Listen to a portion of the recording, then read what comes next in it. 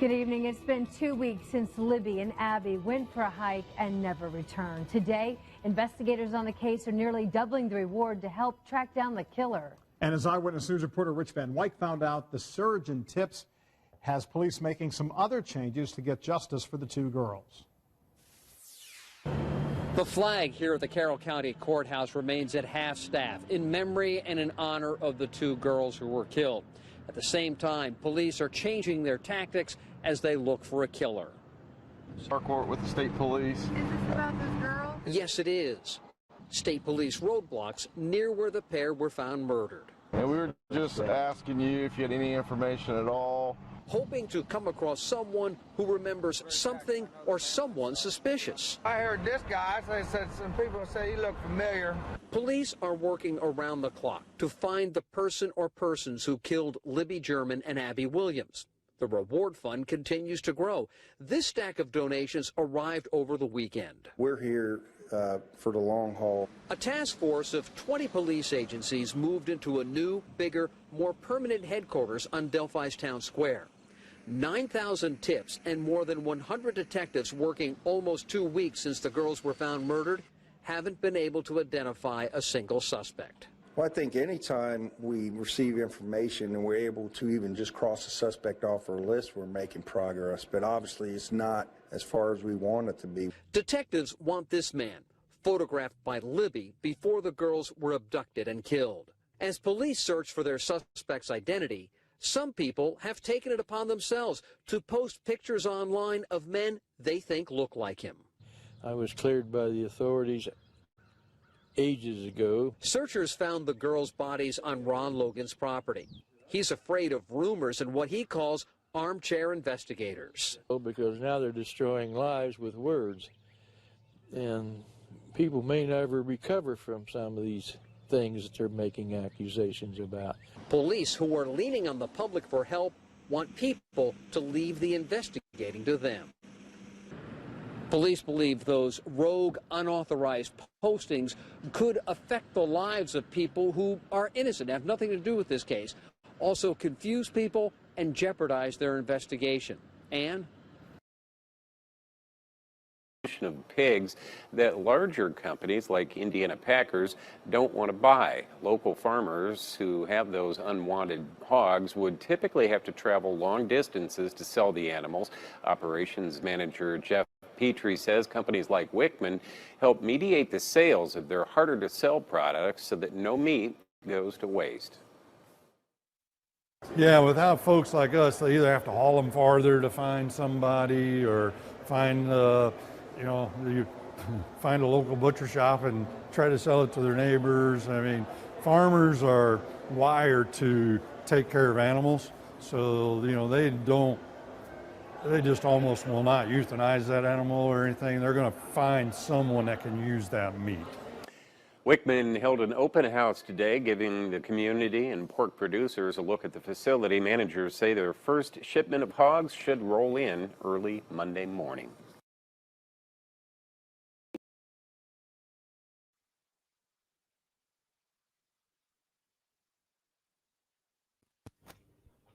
I don't know. We're always talking about Packers, but there's that other hog company that's actually right there near the bridge.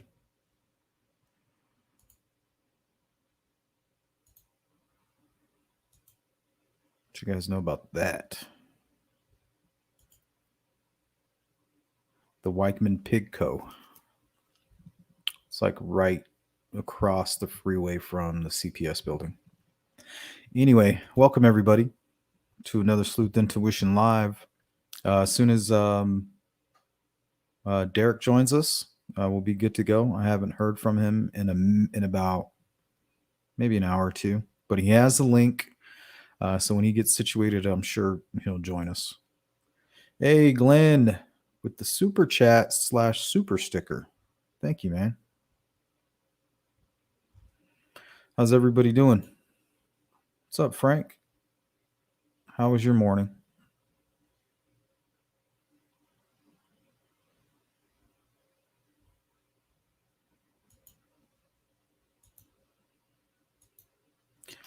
So what I think we're going to do if Derek is able to make it today, and I think he did just join backstage. Let me go ahead and bring him on now. Just bear with me a moment.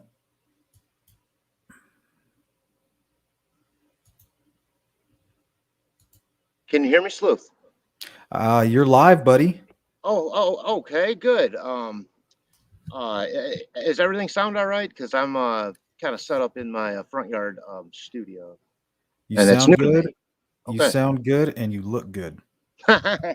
So you're good to go, I don't buddy. know about all that, but I feel pretty good. I'm sorry, I just got popped in here. I'm going to let you go on with your thought and kind of try to catch up, I guess. I was just letting everybody know what we had planned today. We didn't do any pre-planning. I kind of just want to be kind of like a response, a genuine response to you, and I kind of want the chat and myself to kind of help with whatever theories and ideas that you got, because I know you got a whole lot of things that you've been working on, and you're very dedicated to this case.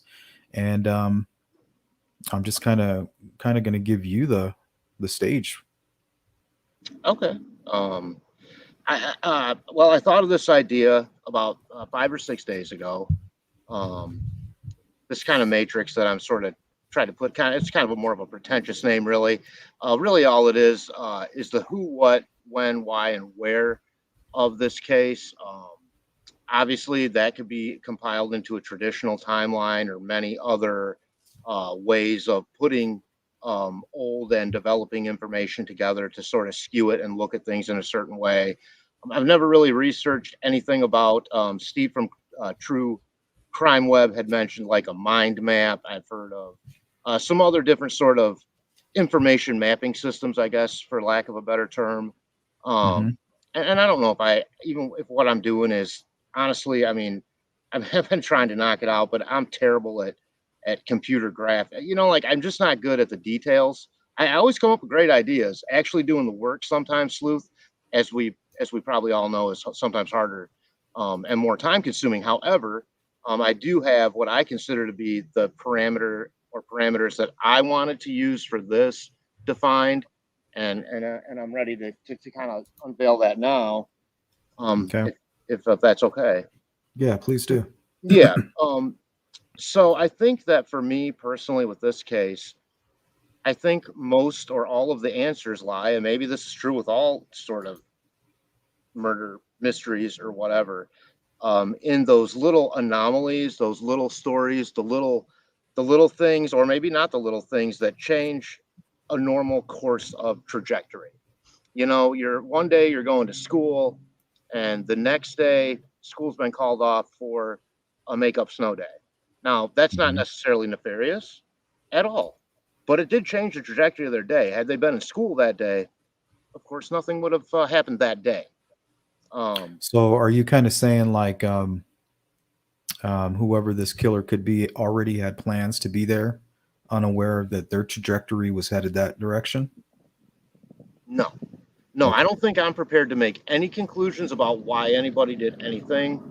I am merely just trying to put a list basically together of the plot lines, if you will, of the things that did that changing, the things that changed those trajectories. That's I think interesting. from that information maybe could be gleaned something. Maybe not. It might be completely futile. I'm not delusional in thinking that this is some new system of solving anything. It was just a way that I thought, why not take all this, like on a general timeline, it would be information rich and linear. Why not narrow that down to just a narrower band of information and apply it more widely? I mean, basically. I like and that. So like for me, changing trajectories, the parameter would be as it applies to intentional obfuscation or muddying of the facts, lies, whatever, or unknowing participation in any events leading up to, including the murders and subsequent cover up of the murders of the girls. I mean, I wrote down several examples of what I'm trying to do. It would have 6 parts for me of who, what, when, where, why. Something very simple that I gleaned from Ken Maines of Unsolved No More. And again, you could say it that way, but I guess I wanted to give it a pretentious name at the moment. It sounded cool, W5+1. It doesn't mean anything. It's nothing scientific. But by definition, it is a matrix. So for example, but really led me to want to sort of figure this out this way was the little tidbit that I kept coming back to that it seems like a lot of people now are coming back to, and that is, how did Libby receive the profile? How did she receive the profile from this person, this friend of hers, which is allegedly where she received it from? Was it intentional? Was it something where maybe even Anthony Schatz, whoever that was at the time, said to Libby's friend, "Hey, your friend's hot," or whatever. Give me your info. Maybe it wasn't nefarious. Maybe she just was asked to pass it along by Anthony Schatz himself. I don't want to, because we don't know. I haven't seen that police report. Well, what I'm But at the same thinking, time, go ahead. not to sidetrack you, but just to kind of Not at follow all. up on that, just to kind of address that little point there is what I'm thinking is when he was communicating with Libby's friend and saw her, he may have just asked what her name was, and then behind the scenes on his own Yeah. communicated with her. Yeah, I don't see why that's not possible as well. I mean, it's easy to jump to it could be something nefarious. I mean, I think I Well, think it because could I something think it could be. nefarious happened. A horrible Right, crime right. happened. Sure, yeah. But no doubt, I mean, I think it would go on whatever matrix I'm creating as being trajectory changing, wouldn't you say? Oh yeah, right Okay, there. so That then that let's move exact on. moment. That So exact that moment. that that'd be the who part of it. So if we take that across to the what part, it would just be introduced to Anthony Schatz. We move then to the when part. I don't have that nailed down to the exact day. Maybe that's out there in the info. I'll be honest, last night, it's the middle of the night. I'm just scrambling to put anything down and not look like a total ass today. Well, Um, Sunny Justice, she told me that there was some type of communication going on in December, but I think the actual communication between Anthony Schatz, they may have been friends unknowingly, but I'm thinking in early February, at that exact moment, is when she was introduced. okay. Or like February 3rd, February 5th. Okay. I'm gonna write that down because I also have on here a system in which to grade things. I guess Steve from True Crime Web said it kind of sounded like counting cards, basically. It's like, well, if there's information that goes across all 6 parts of the spectrum, Hmm. then I would highlight that and go, okay, that at least that one part. Doesn't mean someone can't make the list twice. That part is done. It's carried across, and then if it was well corroborated in terms of press conferences, newspaper articles, or traditional forms of corroboration, I'd put a plus.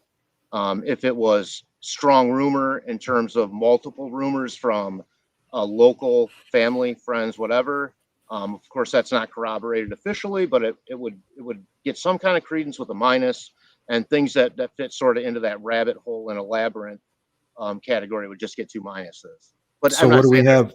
What do we have so far? Just the who and when, right?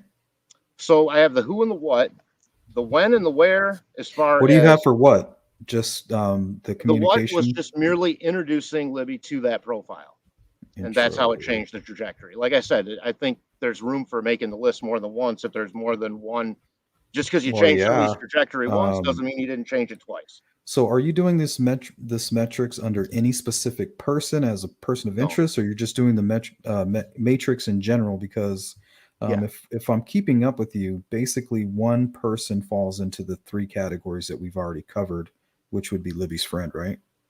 right. So Okay. I'm only writing down what I feel are events or things that, like I said, changed what would have been into something that led to a murder. Okay. Introducing her to that profile or being introduced to that profile goes on the spectrum because it did that. Agreed. Why I don't have, because we don't know the motive behind why she introduced. I mean, as far as I know, it Question was mark. either on purpose or not. That would show a lot, but I don't have that. And then how? I just have social media. This just general information. Moving down, number 2, I have Keegan Klein. No doubt he changed some trajectories along the way, huh? Sure As did. he created the profile. That'd be the what? He created that profile. Whether he was using it or not that day, that profile wouldn't have existed without his creating it. So then the when I don't have on that. The where I have obviously Peru or whatever, Indiana. Well, he has been catfishing for some time, but Sure. it's kind of like when did That's the what goes Anthony? under why is the catfish underage girls hmm and then social media under how. All right. And I didn't mean to. I just wanted to get through all 6 parts. I'm just trying to keep up with you. I just I'm want to make sorry, sure I'm dude. understanding I'm the blabby. Matrix. I get blabby. I like it. Okay, good. Good, good. Because I'm, it's like I tend to talk this way naturally, but I don't want to stomp on anyone else's commentary. So I am trying to be aware of that sort of stuff. Kelsey German. I don't think there's anything nefarious necessarily about Kelsey's actions, but she did drop off Abby and Libby at the trails that day. One would say that changed the trajectory of their day Yeah, and put subsequently them, their lives. basically took them to the crime scene. So when we know that was at 1 whatever p.m. on 2/13 of 17. Up for debate. Where was the parking lot by the Mears property? Why? I put she was asked by the girls. I mean, I don't know anything other than what Becky Patty, what Mike Patty, and what Kelsey herself said, and that they were kind of bugging. The girls were kind of, at least Libby was, come on, get us over there. We don't want to sit around the house today. Okay, so you're there's not 1 ounce of speculation in this Matrix.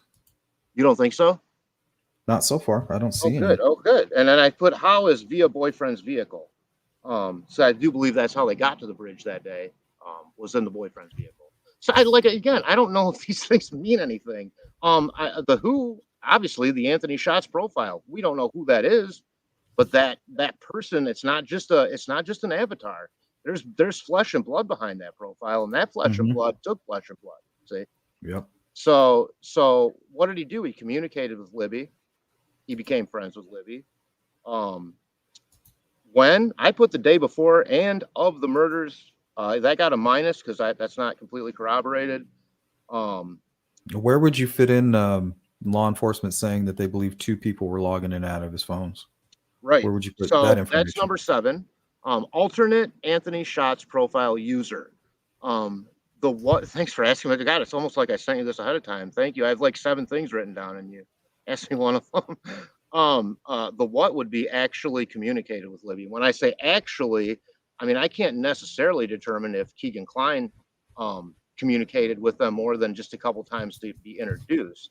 So we do know at the end that I don't think it was Keegan, Kegan, whatever. I mean, I think through the transcripts, you can glean that they're clearly saying someone else was using it.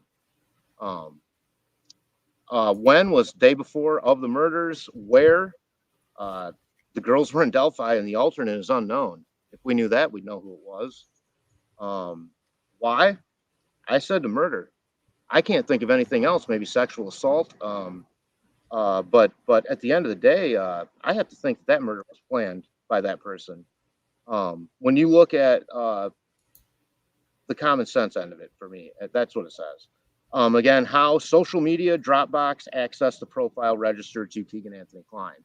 So I don't know what it all means, or if it means anything. But these things that I've written down so far, and this is just stuff on my head, the part that I haven't gotten to is a real template. I don't know how to do this kind of stuff. And a lot of that detail stuff pouring through the affidavits, through the interviews, and through those press conferences to really see if I can just pick out anything that says, okay, they were doing this or somebody was doing this. They started out doing this, but because of this information, because of this action, nefarious or not, it changed it. And that lined up to murder. Am I just thinking to myself here? No, you're making a lot of sense. And I also have a question. What about the Anthony Shots money account? Yeah, right. Please.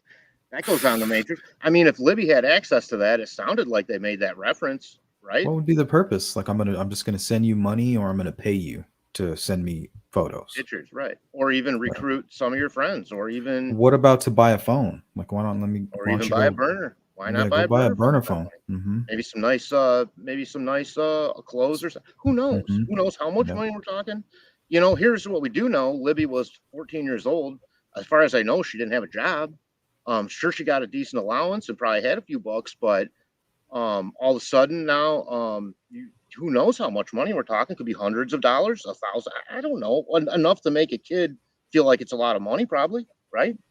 Does your gut ever, when you think about it like a Tony Klein, does your gut ever say, yeah, just pretty sure this is the guy?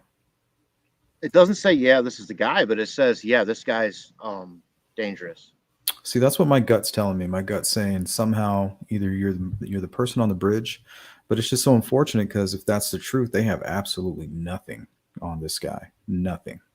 I know, I know, and I think that's part of the um, frustration. I think is everyone's wondering, well, what did that look like before law enforcement torqued it out of shape and all Hmm. this, and no one really knows any of those answers. They're locked away somewhere that's beyond our access. Well, I You guys, feel.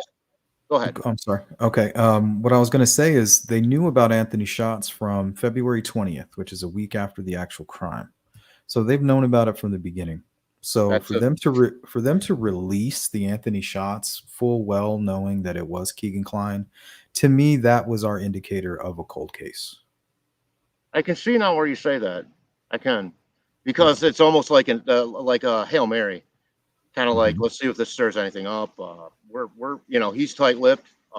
Yeah, we can send him to prison the rest of his life for the shit he's already done, but that's not going to answer the questions about the murder. I don't think he's going to do life. I What's think that? I don't think he's going to do life. I think we're all going to be very disappointed. I think he's going to get something like maybe 30 years with time served.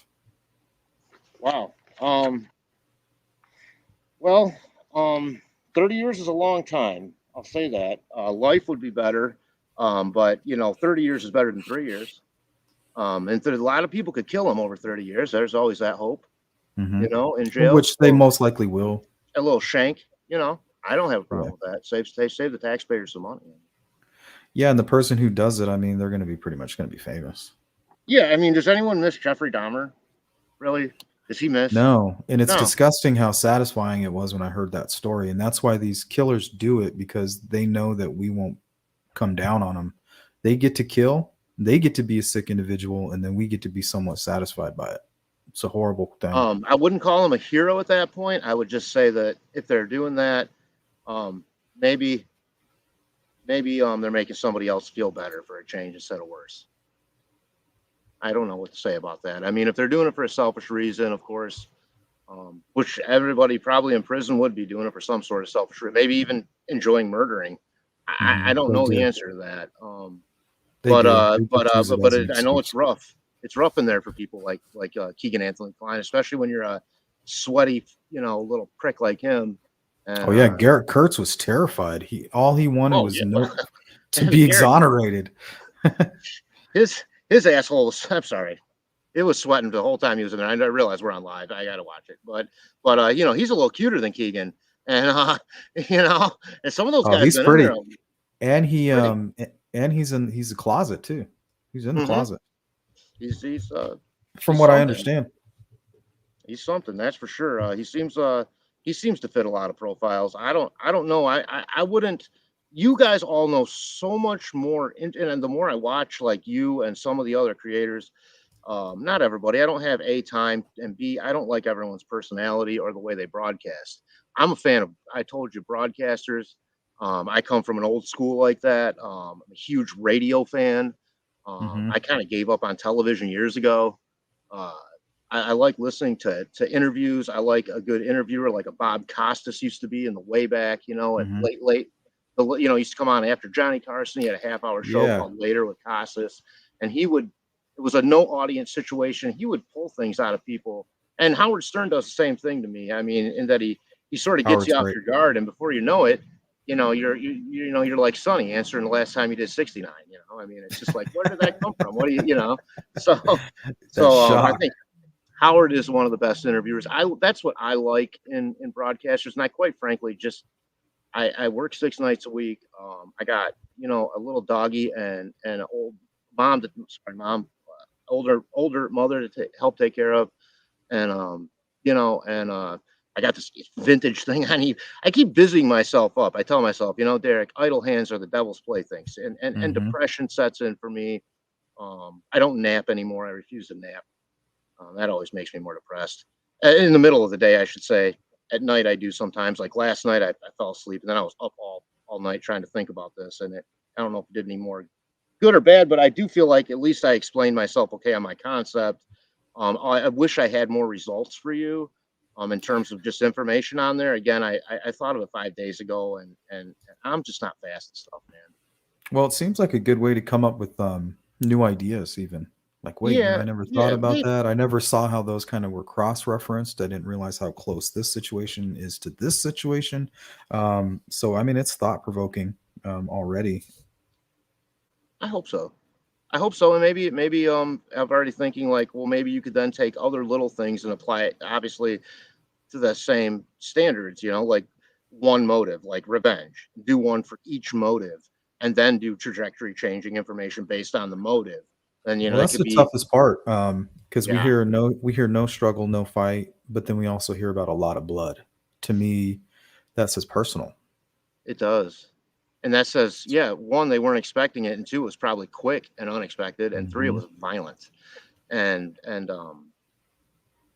again, I mean, there are some folks out there that want to pour over the gruesome details of cases like this, and that's just not where I'm coming from either. I like the mystery. I don't like the mystery of, obviously, if I could just make it never happen, and that I'd rather just not Mhm. even have these shows, but that's not where we're at. The mystery Not of even it is close. what compels me, the video, the audio, and quite frankly, just how much information seems to be out there from creators on this and bringing different aspects to it. It's just this one case, man. Like, I'm not obsessed with all these crimes and crap, and I have no desire to go to some like Charlie Manson's grave, light a candle, and worship some asshole that Yeah. took people's lives, man. I find it, it's gruesome to me. I don't want to know the details. For me, I want to know how to see it coming. Yeah, well, you have kids and stuff too, Yeah. and you're gonna have grandkids someday, and all this stuff, and you're gonna want to, not just for your own family, but on a personal level, that's what drives you, it sounds like. Yep. And also, like, I think I heard you say a couple times, the absolute absurdness of it all. That there is this video, there is this heinous crime, and it's like you just have to put your fucking foot down sometime and go, "We're not going Mhm. to take this anymore. We're not going to take this anymore." That's what Delphi is for me. I'm not gonna, it was Yeah, and I'm it not going was to a be afraid draw. of people, and I'm not going to say who, make up a fake name for myself. I'm not going to worry Mhm. about any of that crap. I'm not saying you. I'm not a content creator. I mean, but I understand why a content creator would have a name and not want to just put their name right out there. I mean, Well, it's the name of my channel, and I knew sure, eventually because I'm here to stay. The name of my channel is Sleuth Intuition. That's my channel, and I right, knew eventually somebody was going to expose my name anyway. So sure. eventually, you're just going to be talking to me by name. But I I always kind of wanted like to see. Sleuth, man. It's a hip name, dude. Yeah. So and I was in the hip hop scene, so monikers and things like that, not accepted it. But I just kind of wanted to see who would expose my name. And you found that out, right? I Yeah, I mean, you found that you have out. definitive answers on that. Yeah, definitive answers. Hmm. So that's And good. So you it's been addressed. good. Um, I mean, you got to know who your enemies are too. I mean, you can't pretend they're not there. People are there to detract, and maybe even for nefarious reasons to throw things off track and to keep them off track. I mean, I wouldn't put anything after watching all these I'll be honest with you. I'm in Michigan, and being from Michigan, being in the woods or going to the woods is part of. I think it's kind of part of your existence here in Michigan, a lake, a woods, a beach line. I am so afraid personally, and I just started metal detecting a couple years ago, and the best places are in the woods. I refuse Mhm. to go to the woods alone. I won't do it in the middle of the day. I'd rather go to the worst side of town with $20 bills taped around my neck in the middle of the night and metal detect than go to some pretty woods in the middle of the day. I mean, it's just a freaky place to me now. And that could have something to do also with a kind of a traumatic thing that happened earlier on in life, but that happened in the woods. But this brought it all back for sure, and Mhm. um, it's a fearful place to me. There's just too many unknowns. Well, So you're I don't know. alone out there. You're alone, and if somebody knows that area, it's like it could be an ambush point. Like for example, my family doesn't. They think I'm paranoid. They think I'm paranoid until I'm not. For example, we're outdoors people. We're always camping, hiking, fishing, whatever. Well, one time we went camping. It was just me and my wife. We went out to have some fun and fish and hike and do the whole romance thing. And when we got out to our certain spot that we go to, there was a strange vehicle there. that it just seemed out of place, and I was obsessing over it. I was obsessing over the person. I was obsessing over the location of it, and I was obsessing of it how its location compared to where we were located. You know, calm down, calm down, calm down. You know, she's like, you're being paranoid about it. And sure enough, late in the night, this guy's creeping through our camp. No. Yeah. And that's not the first time I've done something like that, you know, where I get that feeling. That's a sleuth intuition right there. Oh yeah. Yep. You know, I think it's people say go with your gut. I mean, yeah, I mean, I've been brushed up against some pretty crazy stuff, and there is a gut instinct that happens regardless of age. I can tell you I was 11 when something quite traumatic happened, and fortunately it didn't end the way the perpetrator would have liked. It ended with a conservation officer coming over a Rainy Hill in the middle of Yankee Springs, hauling somebody's ass off to prison for 6 to 10 years. But nice. But it could have went real wrong real quick, and I don't know where I was going with that, but you know, you just don't know what's going to happen. It's better to be on your toes. Oh, be prepared.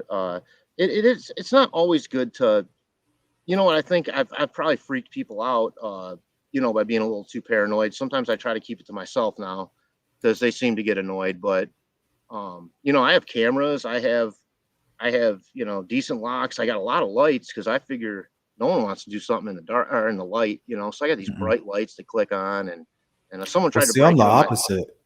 I like to turn the lights off.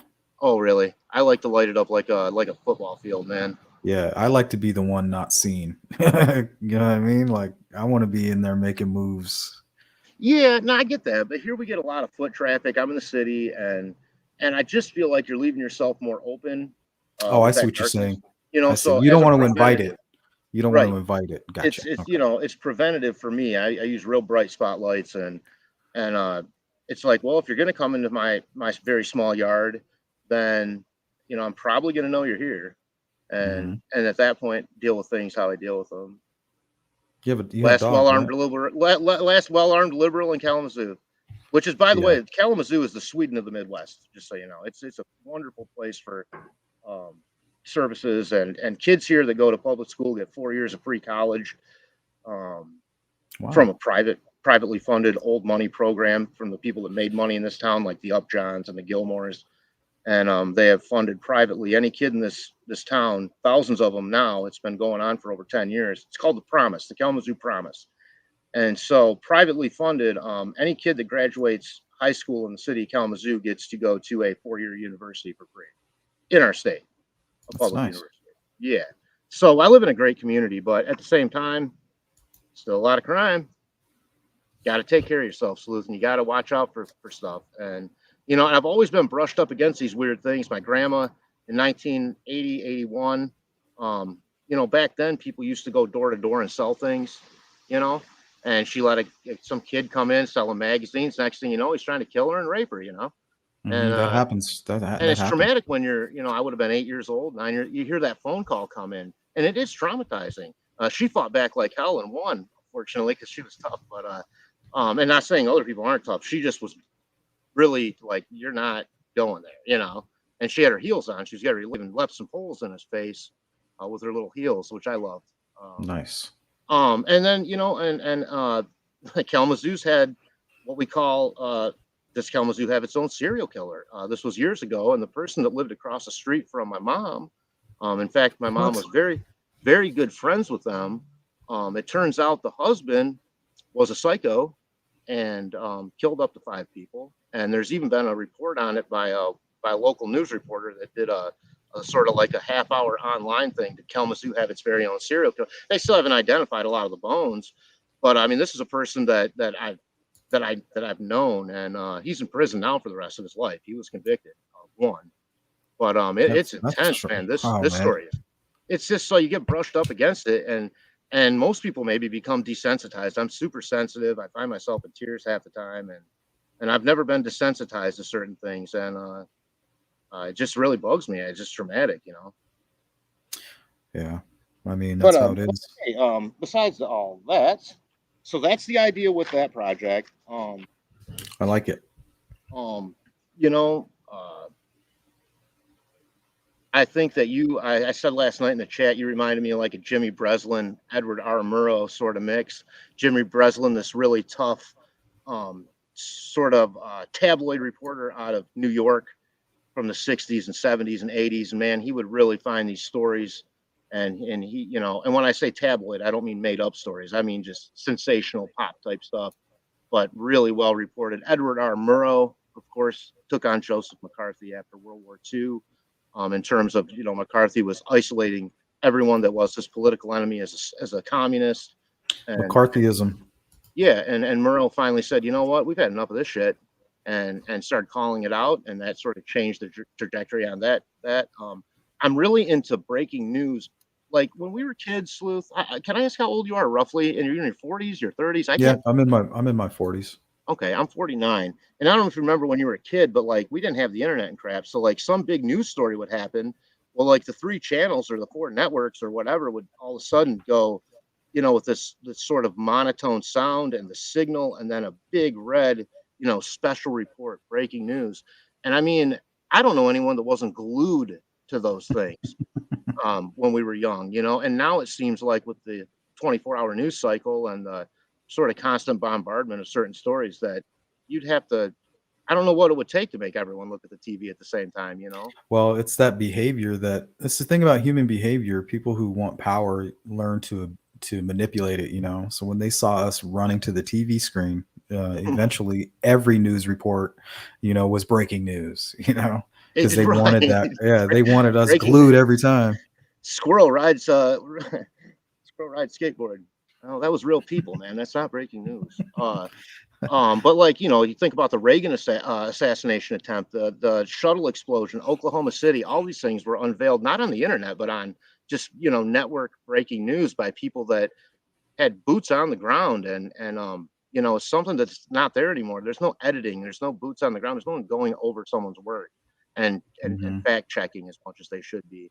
And that's what I want for Delphi. I want some hardcore somebody out there grinding some journalism. They're re-interviewing people.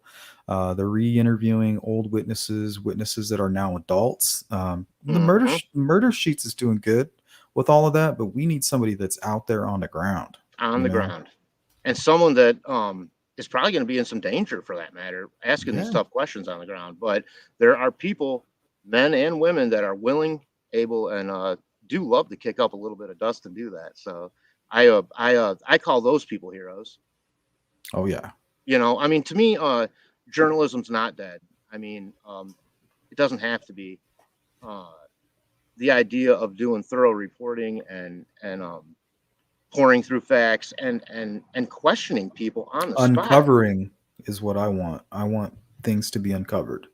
Yeah, things used to be uncovered. I don't know, maybe nothing gets uncovered anymore. There's so many layers of BS,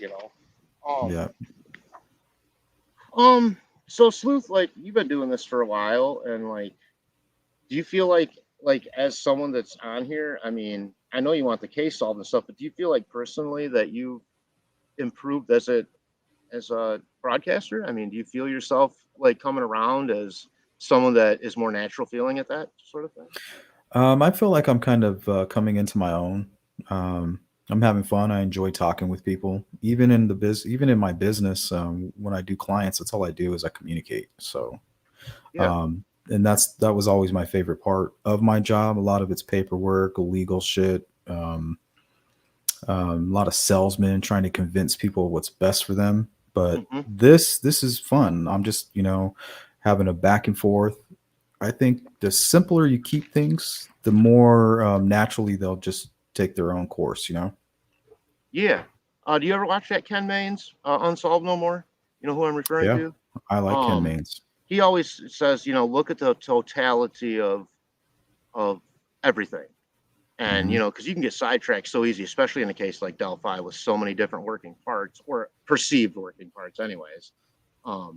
And I don't know what that means either, but if you look at, well, who was there, who had motive, who, these things are going to ultimately answer the questions that we all want answered on this one case. And how many do you think out of this group of people that are obsessed with Delphi then will move on to being equally obsessed about another injustice. Do you think that that's going to happen, or do you think for people it'll just kind of be like, okay, that's done. Now I'm gonna, join a golf league. Well, somebody made a good point. They were saying it was just the specific details of the Delphi case that it have people. I think it's the video, really, and I the think so. audio. So there's all these other cases that are horrible that are going on, but for some reason, there's something about this case, where it's the time of day, it's the age of the girls, it's the fact that there was two of them, small town. So it's almost like a horror movie, really, is what it was. It was a horror movie, and it basically it's the perfect title, the Delphi murders. I do want to focus on one thing to do with the case. And thank you for giving me an opportunity to explain kind of where I was coming from. I didn't want to necessarily co-opt time taken away from the girls' stuff, but I do appreciate that, because if anyone has any clue, or if they want to take this idea and run with it or apply it with their own parameters, or even just look up any other sort of information gathering, it's been pretty gratifying. I encourage that. This isn't a, hey, let's make Derek known for this thing. I mean, again, I don't think I've reinvented the wheel here. I think I'm just looking at things a little different.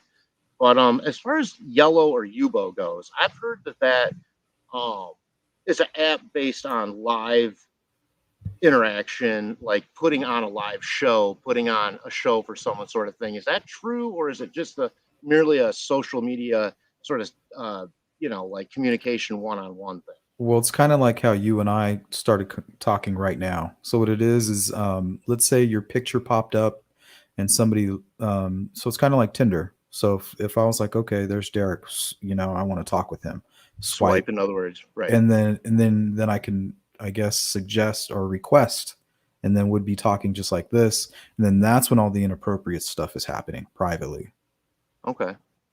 Do you know why that Yellow or Yubo would be more geared towards a live group thing than the other social media apps? Is there some benefit to Yellow?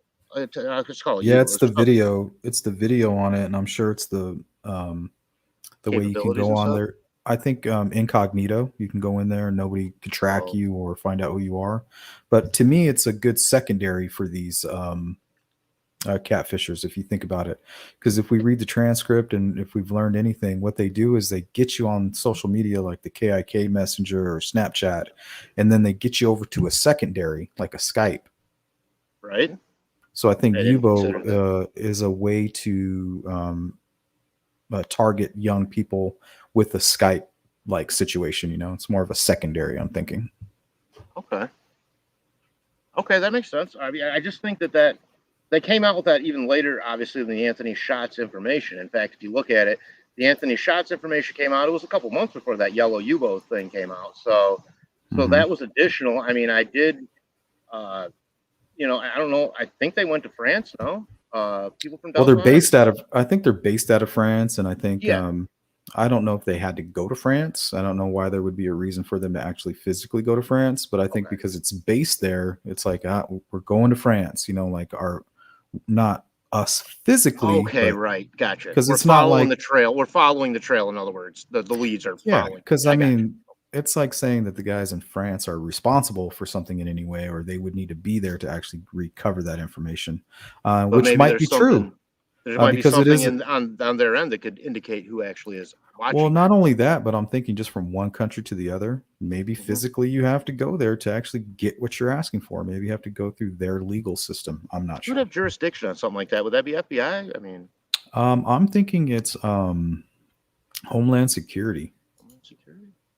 That's what I'm thinking. I don't know. Seems like it'd be, I mean, CIA has to do with international stuff, but that's more like spying and stuff, I think. So these are just now questions popping in.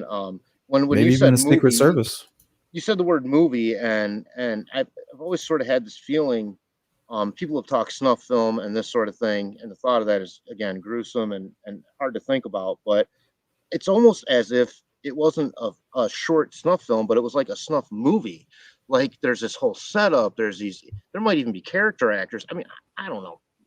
Well, that's the fact that you brought that up brings up a lot of rumors and also explains a lot of the questions that I had early on in this conversation.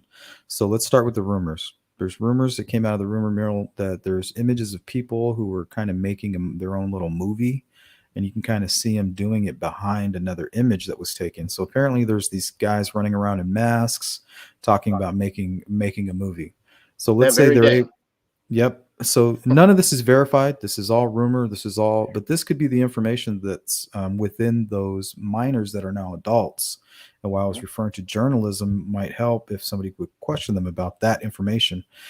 So you have that, and then you also have the no fight, no struggle. And if we look at the Schillmiller case, these kids were convinced to take part in a movie.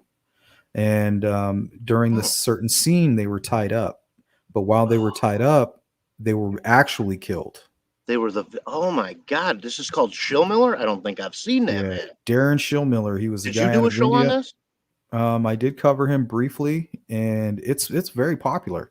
Darren Schillmiller hired some kids out of Alaska, convinced them, catfished them that he was a millionaire, got this girl to produce child pornography, and then sextorted her to get the murders done, and they all got busted.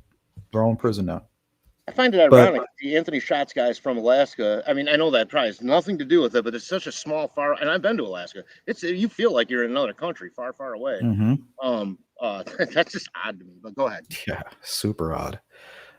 So yeah, I mean that could explain why there was no fight, no struggle. Maybe the scene was for, let's say, Libby to run across the creek. You know, she was prepared for that. Maybe that's why they didn't get all dressed up or whatever.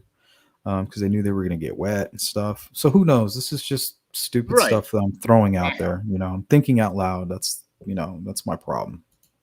I don't think it's a problem. I mean, I think also what I really like about your show is when you do these videos. I mean, I don't know how much time that takes, but I admire these sort of news stories you find that I swear, man, it's like you really do a good job. Like last night's was great. Tying this stuff, like it's like, this makes sense. Like this is fitting the whole profile of this whole thing. Yeah. There's something that we're missing, and I think it's becoming more and more possible that the Anthony Shot stuff there's a percentage of a chance that it's not even tied in. You know what I mean? Oh, are we ever going to find it out? That's the part we don't know. But I have to think that if we weren't all, and I include myself, I'm sort of latching onto you guys because you're doing the real work. I mean, I'm just a spectator from the outside, but doing all this extra stuff and keeping pressure on, I'd pretty much say it would never get solved. But I can't say that. I do feel like, with this constant persistence that maybe there's not a full journalistic staff on the ground. They're still feeling this pressure. Somebody's feeling pressure somewhere. Yeah, even if it's a family member that knows the secret and is on the edge, on the verge of saying something. So there's just little things that I like to talk about, like maybe police need to reinsure these people that safety will be provided to them if they have the guts to come forward. They will have my support. You know, of course, when the dust settles, I might have some choice words for you for not coming coming forward sooner, but you know, we need to put pressure on those people as well. Yep. And I think, like you said, I think I don't know how many kids we're talking about that were minors then. The parents are like, you're not talking to my kid, and they don't have that coverage anymore. And 20-something kids were out there. They were running around. Tara German says they were under the bridge and everything. So I mean, I think the answers might lie in all of those. That's just not. Those young kids that were young. They were minors at the age, but now they're adults, and hopefully they'll start talking. What kind of killer would be comfortable setting that up, doing all that with 20 people that he didn't know running around? No effing way. He's connected to them. When I see like a Tony Klein, let's say a Tony Klein is the person. This is all hypothetical. You know, I'm not accusing anybody. Let's say he's involved, and he suffers from bipolar. He's off his meds. He's drinking. Maybe he's doing drugs or whatever. And when you're in that mind frame, you can't, even they might not remember their motivation. So they might be motivated by a bunch of weird stuff, thinking that they're coming up with this great scheme.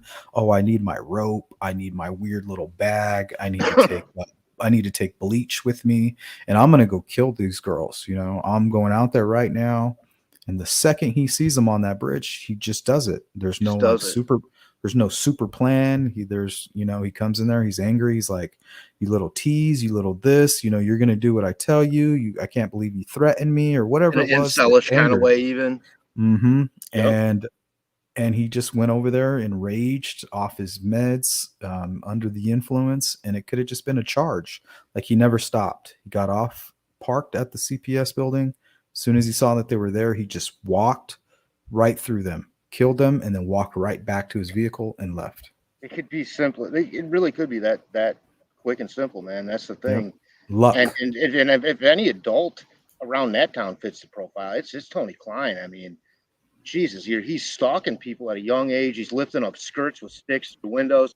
I mean, this isn't behavior that even could be called in any joking way a peeping Tom. And not that that's ever joking, but now I realize it could be part of the triad or whatever. When I was a kid, you go, oh, he's a peeping Tom or they're a peeping Tom. But when you go a step beyond that, what does that mean? Oh, it's a little scary. And then you start sticking physical items through windows and actually touching people. Mm-hmm. The next step's got to be murder, I guess. I don't know. And then that one person that he stalked on the way home behind the bushes there like that, that the girl that was walking home, and she recognized right away it was Tony Klein. These things say early on. He's getting better. He's just getting better at what he's always been wanting to do. Who doesn't get better over time? Even killers, MOs get better. They never change, but they get better. And you look at the sadistic behavior with his kids, his stepkids, and we don't know about Kagan, even though Kagan might be covering. He might have been terrible to Kagan. We don't know for sure. Kagan might have lived in fear of that dude every day and might still be. But I'm not feeling sorry for him by any means. But those stepkids, I sure do damn well feel sorry for. And they didn't deserve that crap. And I mean, shooting in the mom and shooting people with BB guns and this sort of sadistic, I'm hunting you mentality. I mean, he fits the MO for me. It would not shock me at all if they said, we got a suspect, he's been arrested, and bam, there he is. Yep, we finally got him. The only other thing motives are involved. I mean, it might be you've heard of, kill two birds with one stone. I mean, somehow maybe they wrapped up like a bundle. You go to Little Caesars and you go to my pizza joint, you get the breadsticks, the 2-liter and the pizza for a special price. Maybe it's a bundle motive deal. I don't know. I think there might be two killers, and I think that might be why there's two separate MOs, or why there's two separate things that were going on with the bodies. Because I don't know if Tony Klein was able to chase, because Libby was an athlete. I don't care how heavy she was. Yeah, she's gonna run, and she's a swimmer. And she looks like a tough country girl, by the way. I grew up not in the country, but everywhere around me is a farm community. And I got hit in the nose with a flyby softball. Once hit by one of these country girls. It broke my nose on the spot. I was passing out. These girls got power. They'll you don't want to mess with them. Yeah, so I think she could have easily put up a fight. So I don't know what was going on. I don't know if maybe he took Abby across and she gave chase. I don't know. What do you think about this trail cam situation now? I mean, people are catching things on trail cams, everything except for suspects and murders. I mean, well, they found a trail cam out there after the fact. The captain and Greeno and I think Hoosier Cold Cases went out there. And I don't know if it was just a local who was trying to see if the killer might come back, but also the Weber residence on the south end of the bridge, there was a deer camera right there, and apparently it had been destroyed. So yeah, well, if they were thinking ahead, that makes sense. Or I'll tell you, there's not many people around that town. It doesn't seem like to me that if you tried hard enough, you couldn't make a suspect. So that's something else you got to watch out for, or I do anyways, because I hear any name like the Browns and this and the Webers, and I'm like, oh, they did it, and it's like everybody didn't take part in this murder, Yeah, it wasn't all of them. It's not some kind of weird satanic cult going on in town. It's not Children of the Corn. Yeah, it's not Children of the Corn, right? Malachi is not real. Yeah. But at the same time, it could be. They're all weird. Especially when you got money and a lot of property and a lot of privacy and a lot of power in a town. Like, you might start doing things, that you don't normally do. And I think something I didn't really know from too, like family name, how long you've been in a small town. Like that wouldn't really be as important in a town of 100,000 like we are here in Kalamazoo now, but in a town of 1,000, 2,000, 3,000, where your family was the ones that founded the town or the pioneers that settled there, the power might be both intoxicating and real. So that's where conspiracies come in, and conspiracies aren't things that are false. Conspiracies are motives unproven, as far as I'm concerned. When you look at even JFK, the biggest conspiracy in America of all time. I mean, new information just came out. If you look, the letter, it's called the Oswald letter. It came out. This whole storyline came out since Trump has been president. It's something that's been released that, in my opinion, definitively proves there was indeed a conspiracy to kill Kennedy. So it's like the problem with conspiracy theories are, as ridiculous as some of them can be, like I'm not convinced I'll sail off the end of the earth or that we didn't make it to the moon or any of that stuff. But conspiracies are real because it's the obfuscation of things, and it changes trajectory, Sleuth. That's what it does. And it's not that hard. And a conspiracy could be me recruiting, 12 other people to help me commit a crime.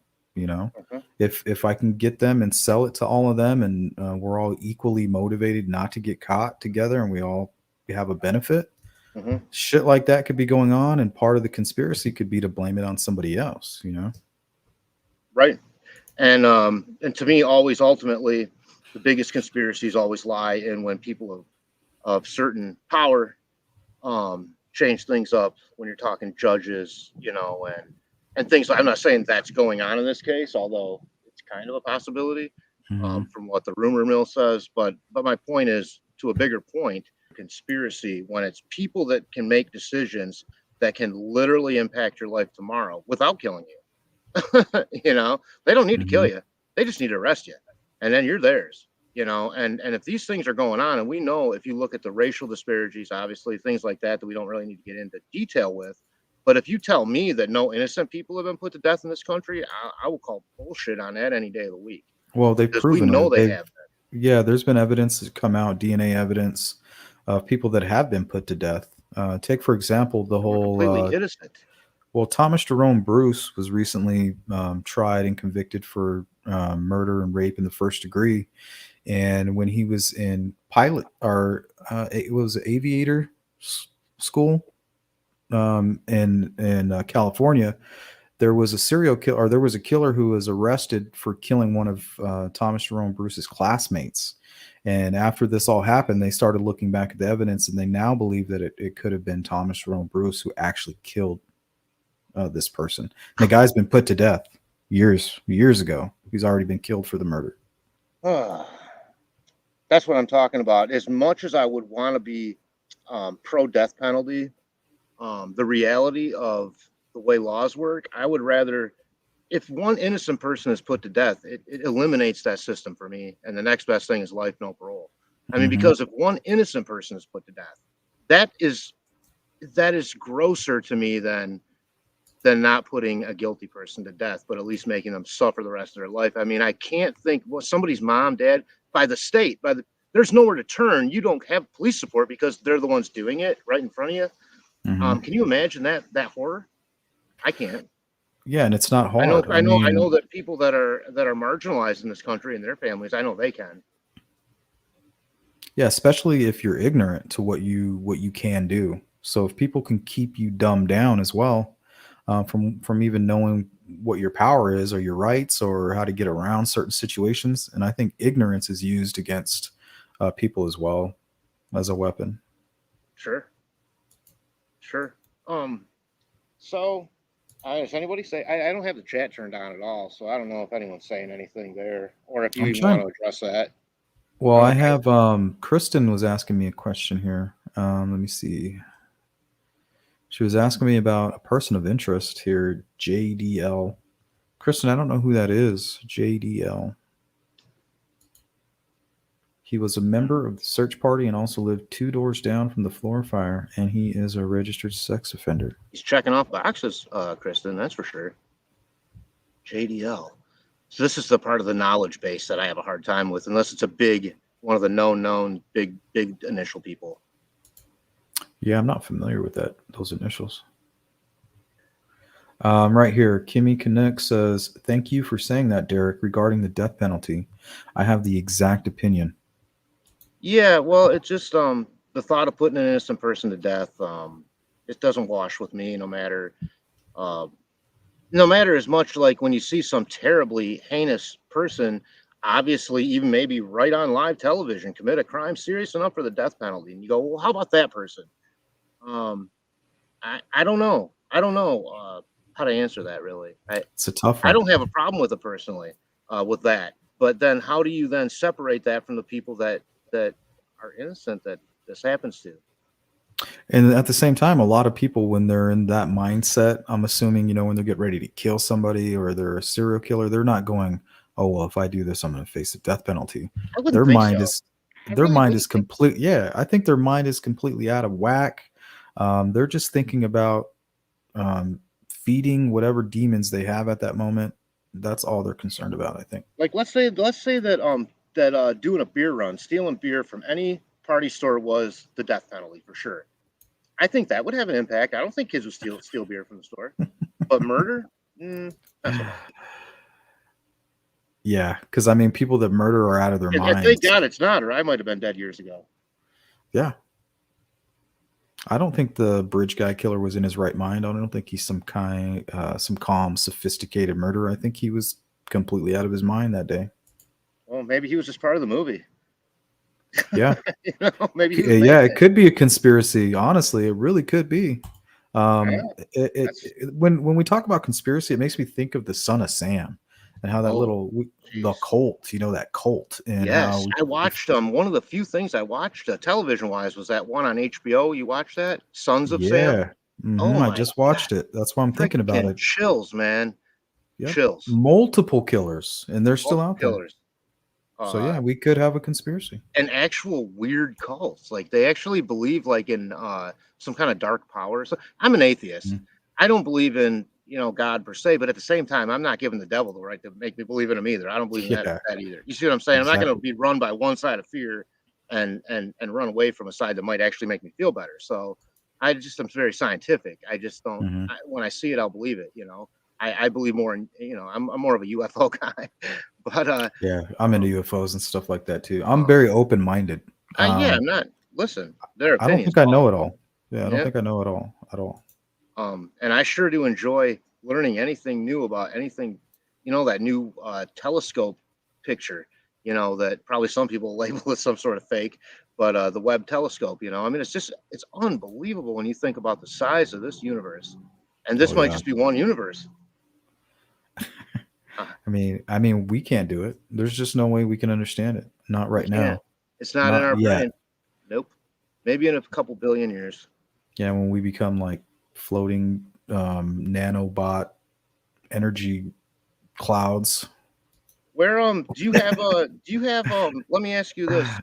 As far as your show goes, do you have like a trajectory yourself that you're taking it, or is it like I'm just going to do this today? I mean, I know when you plan stuff out and do videos, that takes hours worth of work. I get that.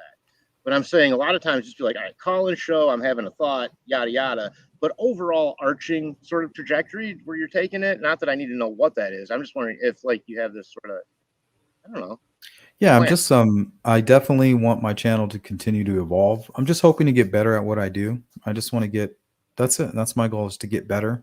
And when I share these videos with everybody, really all I'm doing is sharing what I would be doing naturally.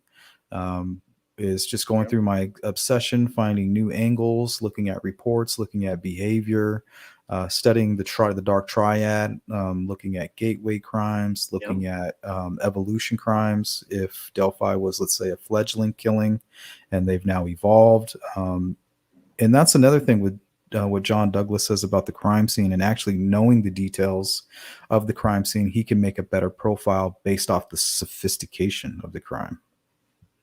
Yeah, Teresa says it was called the Process Church. I think that wasn't that one of the cults or whatever. Sorry, I didn't mean to. Oh yeah, is that what it was called? I thought it was called something else.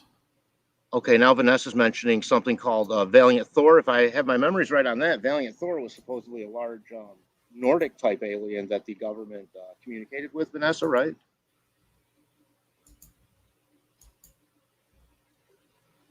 I mean, I come from a time where, like my mom has he's been telling me the same UFO story since I'm a kid for over 40 years. And so I started Googling it, right? It turns out it happened the same month, in the same area that the actual pretty famous Hillsdale sightings here in Michigan in 1966, where Dr. J. Allen Heine came here and famously said it was swamp gas. And you talk about the firsthand accounts of a legitimate sighting, one where a future president, Gerald Ford, would demand a hearing to get some answers. And then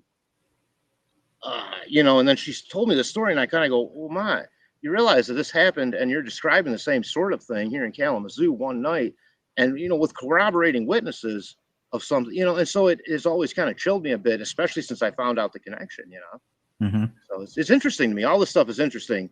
But I'd still rather see that we find Libby and Abby's killer than aliens, honestly. I just want that fucker caught.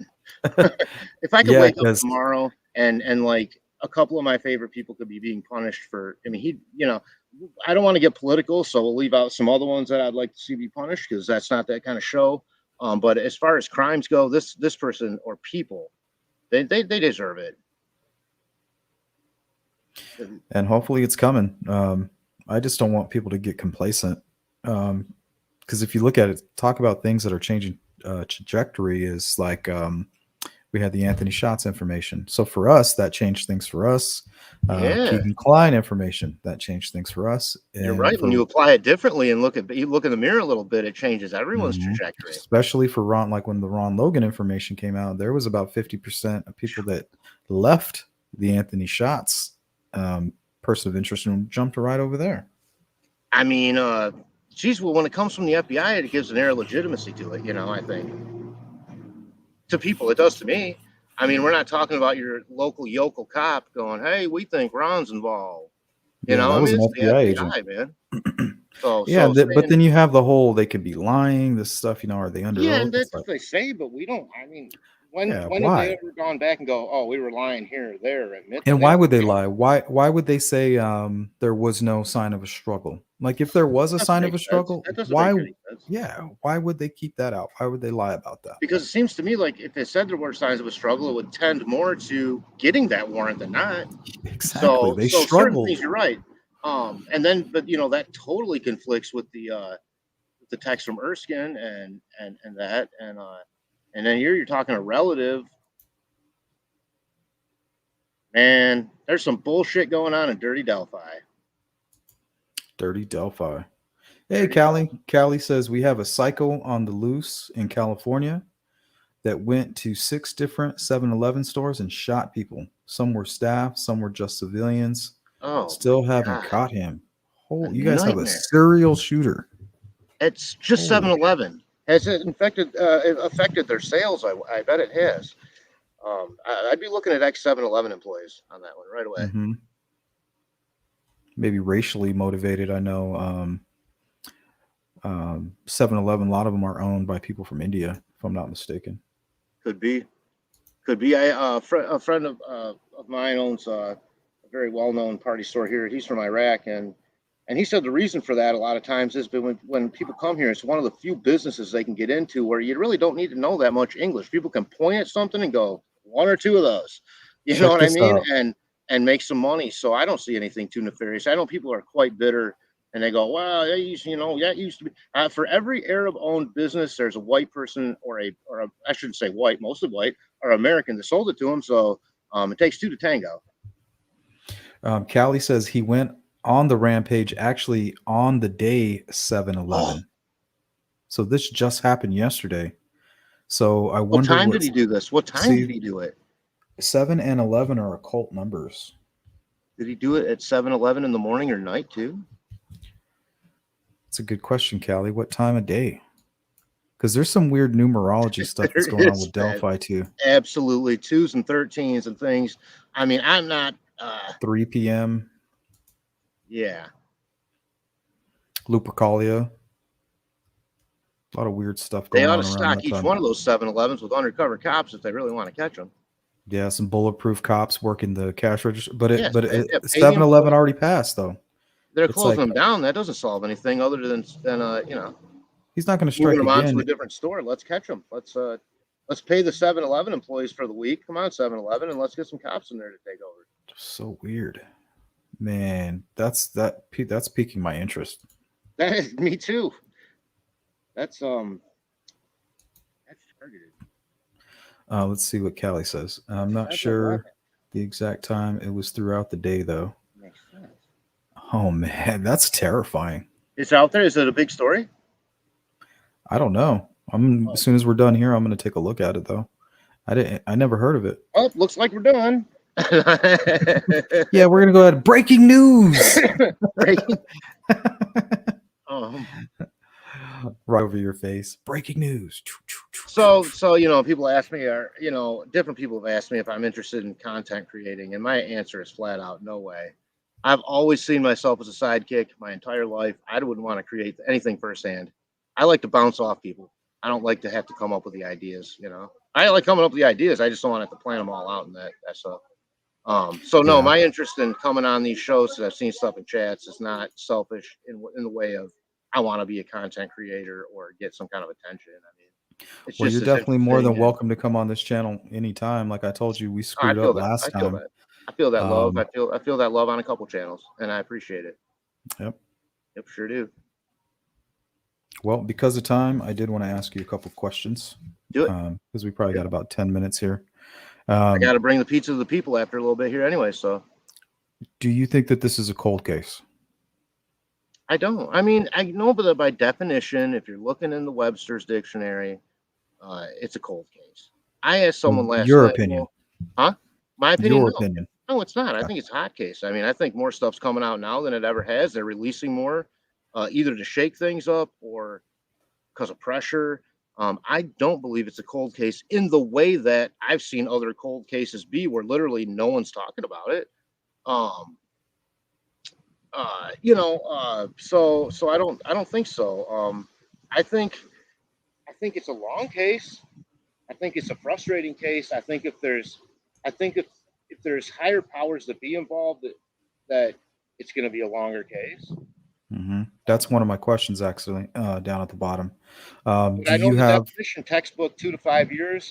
Under that definition, if that's what no arrest, right? No arrest. I think over no 5 arrest. years, no arrest. No arrest. I know how you feel about it, Sleuth. You really do think it's a cold case, but how old is that definition? Was that even at a time before social media? I mean, why don't we redefine what a cold case is? It's up to us to do that. We make it not cold. It's not up to somebody else.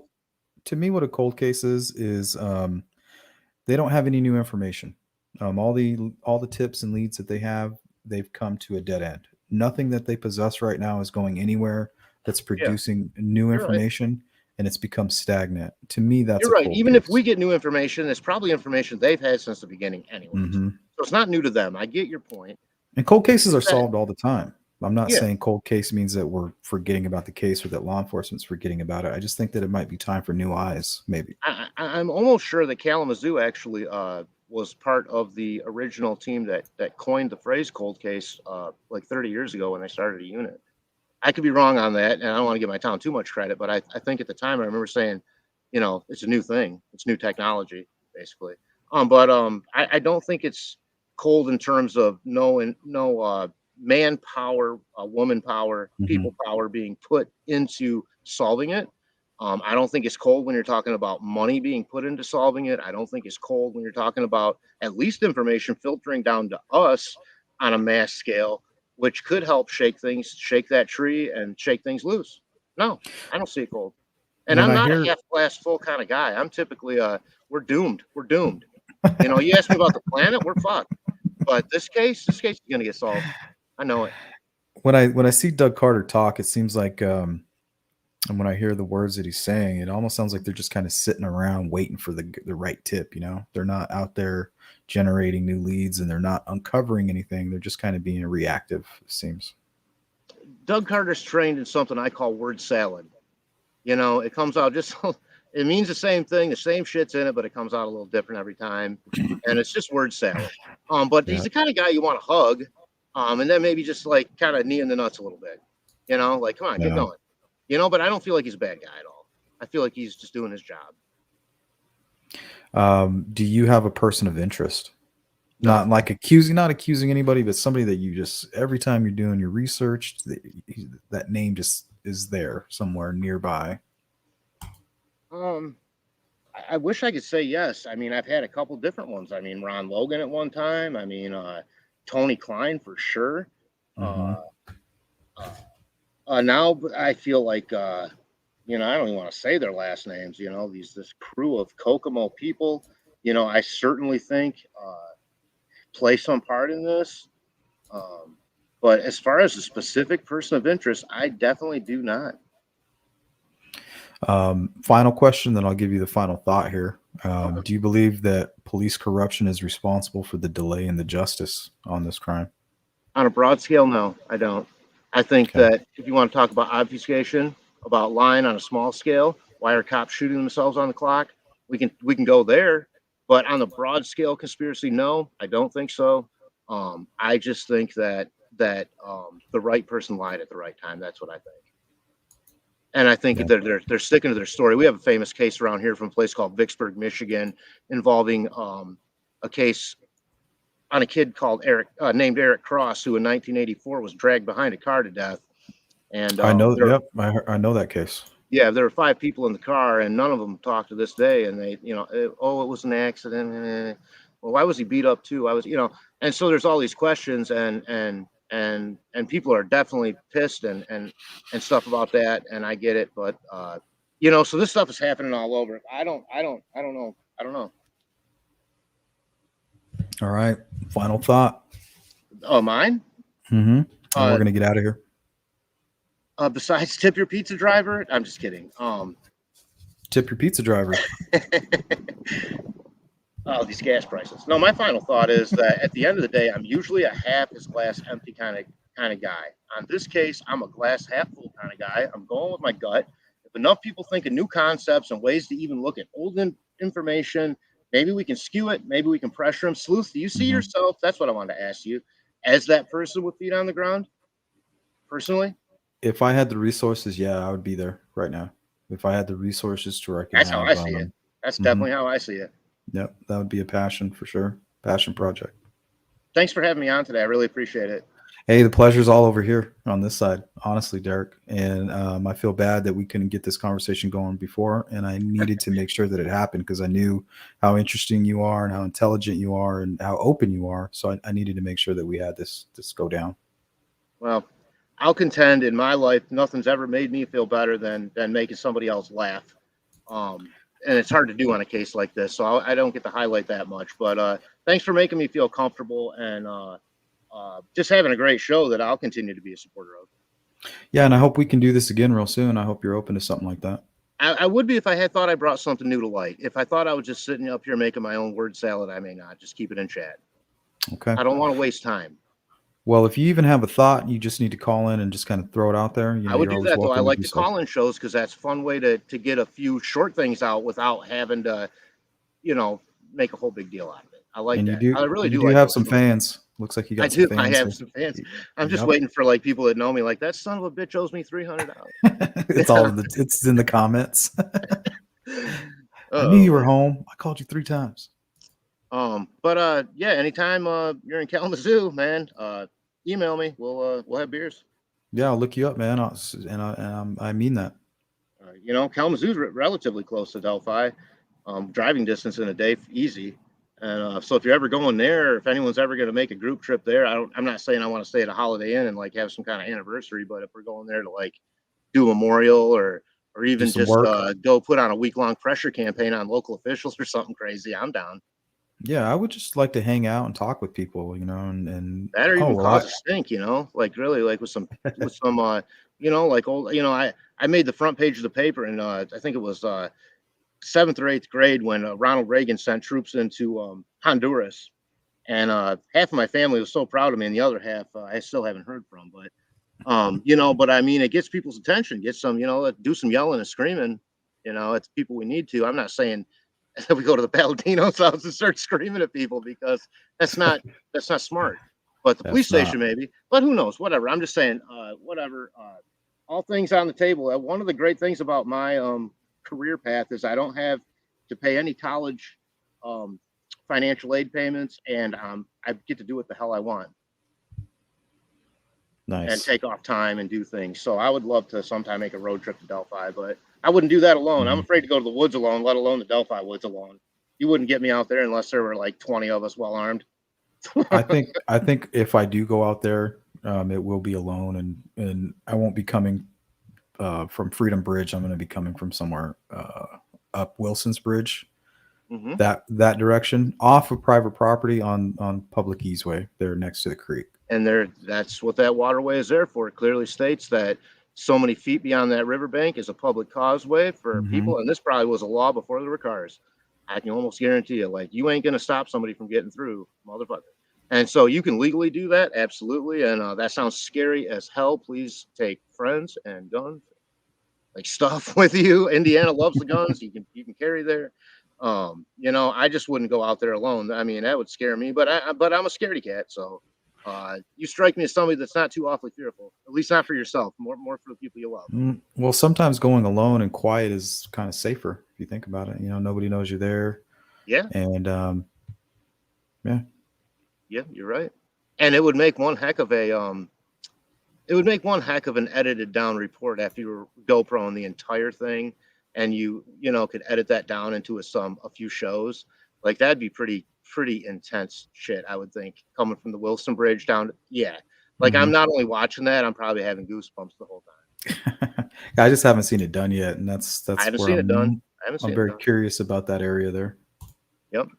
Because I'm just looking through the eyes of a killer. If you look at the map, if I'm going to plan a murder there, that's what I would do. Yeah, I mean, that Wilson Bridge area too. I mean, plenty of places to park, public property.